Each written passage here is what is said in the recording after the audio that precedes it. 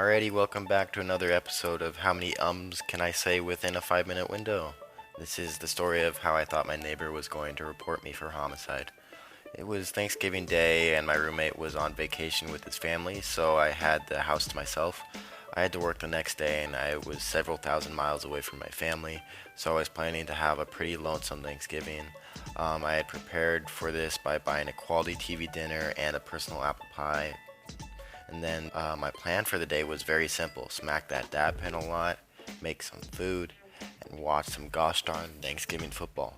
To me, that's a perfect Thanksgiving.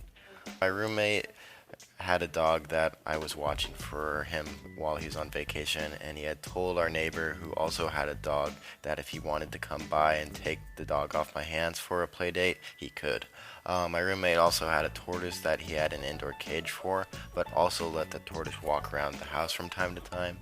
A rule for letting the tortoise walk around the house, though, was to roll up the area rug in the living room so the tortoise wouldn't shit on it. Anyways, I decided to let the tortoise out to roam freely, thus rolling up the area rug in the living room, and then I decided to get absolutely high out of my freaking mind and chill out and watch some football. So I just was chilling on my computer by the front door with the game on when my sister decided to give me a call. I was talking, then I heard a knock at the door, which scared the living shit out of me for one reason. I was way too high to interact with someone in person. I hung up the phone and opened the door slowly, and only opened the door wide enough so only my body could fit in the opening of the door. I don't know what I was scared to show behind me, but I can only imagine it looked very suspicious. It was my neighbor that was just checking in on me and to see if I wanted to let him take my roommate's dog off my hands for a little bit. Then my sister called me back, and my ringer was on full blast. Kept on going off, and my high brain could not figure out for the life of me how to silence it. So I was clearly struggling to turn off my ringer for at least like 30 seconds or so in front of this guy, and that just made me more paranoid. The more I freaked out about how to silence the phone, the harder it became to silence. Eventually I did find a way to silence it though, and guess what? She called me right back. And then once again, I struggled with silencing it. So after about a couple of minutes of struggling with my phone, I got back to talking with him, and he offered to take my roommate's dog off my hands to play with his dog, so I accepted. And I was acting very fidgety around him, at least in my head, but I couldn't help it. He also politely asked me about my plans for Thanksgiving because it was Thanksgiving Day, which caused me to become more nervous because I knew what was coming after I told him my lonely Thanksgiving plans, an invitation. I was in no state to be around people I had never met before, though, so a sober me is already bad enough at small talk.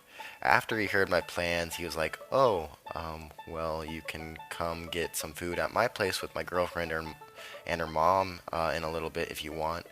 And I gave him the typical, "Oh yeah, maybe, thanks for the invite," because, I did not want to go, but, I still had to be polite about it. And I was barely holding it together around this guy. There was no way I could surround myself with two more people. So we talked a little longer, and then he left with the dog. I thought he'd be gone with the dog for a while, so I did. Another smart thing was hit that dab pen even more, and I started to prepare to make some food.